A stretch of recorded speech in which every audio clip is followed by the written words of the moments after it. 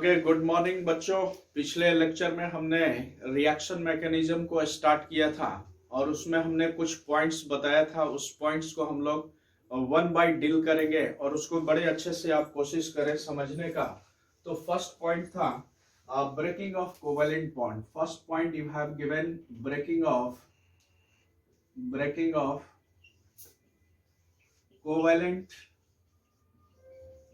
Bond. Covalent bond और इसी को हम लोग कहते हैं बॉन्ड फिजन। बॉन्ड का टूटना, दिस इज बॉन्ड फिजन कहलाता है।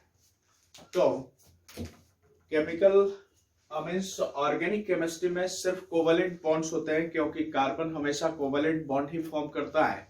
और यहाँ पर ऑर्गेनिक केमिस्ट्री में कार्बन के कंपाउंड्स होंगे, तो कार्बन के बीच या किसी भी एटम के बीच कार्बन के साथ बॉन्ड होगा। मीन्स कार्बन कार्बन या कार्बन ऑक्सीजन, कार्बन हाइड्रोजन, तो कोवेलेंट बॉन्ड्स हो गए। ये बॉन्ड्स कैसे टूटते हैं हम लोग को इसकी बात करना है। तो पहला इसमें बॉन्ड जो टूटता है इसको हम लोग कहते हैं होमोलाइसिस। और इसको हम लोग कहते हैं होमोलिटिक बॉन्ड फिजन। बॉन्ड का टूटना, और जब बॉन्ड इस तरह से टूटेगा तो इसको होमोलाइसिस कहेंगे। कैसे टूटेगा? अगर कार्बन कार्बन के बीच बॉन्ड है, मान लिया जाए ये CH3 है और ये CH3 है, दोनों के बीच बॉन्ड है। ये बॉन्ड दोनों के एक एक इलेक्ट्रॉन के शेयरिंग से बॉन्ड बना हुआ है। अगर ये बॉन्ड इस तरह से टूटता है कि दोनों अपना अपना शेयर्ड इलेक्ट्रॉन लेके अलग हो जाए, तो सिचुएशन यहाँ पर क्या हो जाएगा? CH3, ये कार्बन पर 3 हाइड्रोजन है और एक इसके पास free electron, unshared unpaired electron बच जाएगा। हम इसको कहते हैं free radical. This is free radical. ये फ्री रेडिकल का फॉर्मेशन होगा और एक और फ्री रेडिकल बनेगा यहाँ पर। इस कार्बन पर 3 हाइड्रोजन है, इसके पास भी फ्री इलेक्ट्रॉन, इसके पास भी, दोनों अपना अपना इलेक्ट्रॉन लेके अलग हो गया। इस तरह का बॉन्ड कभी भी टूटेगा तो हम इसको कहेंगे फ्री रेडिकल या बॉन्ड का होमोलाइसिस हो रहा है। कार्बन हाइड्रोजन के बीच बॉन्ड है, अगर ये दोनों अपना शेयर्ड इलेक्ट्रॉन लेके अलग हो जाए तो ये कार्बन पर फ्री इलेक्ट्रॉन और हाइड्रोजन पर फ्री इलेक्ट्रॉन, हम इसको कहेंगे फ्री रेडिकल का फॉर्मेशन हो गया, फ्री रेडिकल। तो कभी भी कोवेलेंट बॉन्ड इस तरह से ब्रेक करे कि फ्री रेडिकल का फॉर्मेशन हो, तो हम कहेंगे कि बॉन्ड का होमोलाइसिस हो रहा है। द कोवेलेंट बॉन्ड, इसको लिखेंगे the covalent bond breaks in such a way that free radicals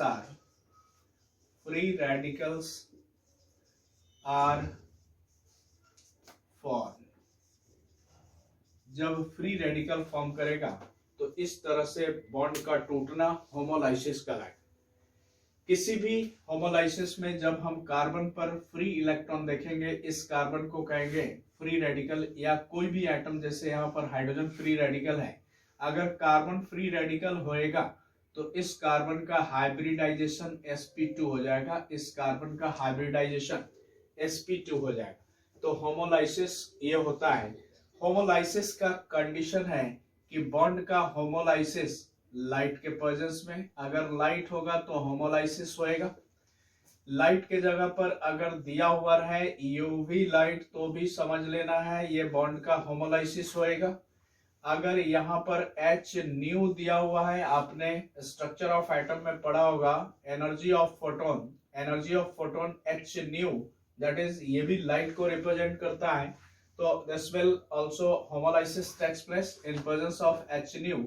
और बॉन्ड टूटेगा अगर 250 से 300 डिग्री C टेम्परेचर अगर होएगा, तो बॉन्ड यहाँ भी टूटेगा, होमोलाइसिस होगा। तो बॉन्ड का होमोलाइसिस होगा लाइट के प्रेजेंस में, यूवी लाइट के प्रेजेंस में, या सिर्फ लाइट लिखा हुआ है, H न्यू लिखा हुआ है, या 250 से 300 डिग्री टेम्परेचर होगा तो बॉन्ड का टूटना होमोलाइसिस होगा।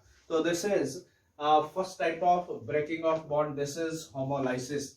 Second type of breaking of covalent bond, जहां पर हेट्रोलाइसिस होता है. जब बॉन्ड, अब आपको समझ में आ जाएगा कि हेट्रोलाइसिस क्या होता है.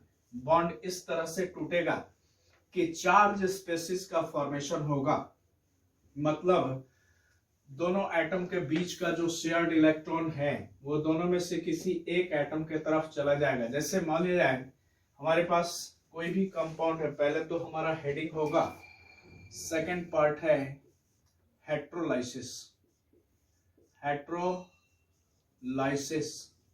और इसी को हम लोग कहते हैं heterolytic bond fusion. Heterolytic bond fusion, bond का टूटना. जैसे मान लिया जाए कार्बन और किसी भी एटम के बीच बॉन्ड है, एक्स का मतलब हैलोजन नहीं समझे, कोई भी एटम है, अगर बॉन्ड इस तरह से टूट गया कि दोनों इलेक्ट्रॉन, ये हैलोजन मीन्स ये एक्स वाला एटम ले गया, तो इस कार्बन पर हो जाएगा प्लस और इस एटम पर हो जाएगा माइनस. अगर सिचुएशन कभी ऐसा हो जाए कि दोनों इलेक्ट्रॉन ये कार्बन के तरफ आ जाए, तो इस कार्बन पर हो जाएगा माइनस और इस एटम पर हो जाएगा प्लस. तो बॉन्ड कभी भी इस तरह से टूटे कि चार्ज स्पेसिस का फॉर्मेशन हो जाए, चार्ज स्पेसिस का फॉर्मेशन हो जाए, तो हम कहेंगे हेट्रोलाइसिस हो रहा है.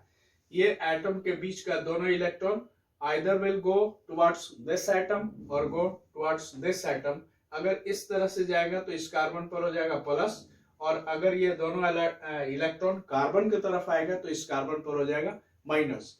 इस कार्बन को कहते हैं कार्बोकैटायन. बड़े ध्यान से देखें, कार्बोकैटायन, और इस कार्बन पर हो गया नेगेटिव चार्ज, इसको कहते हैं कार्बेनायन. कार्बोकैटायन और कार्बेनायन में चार्ज स्पेसिस का फॉर्मेशन होगा.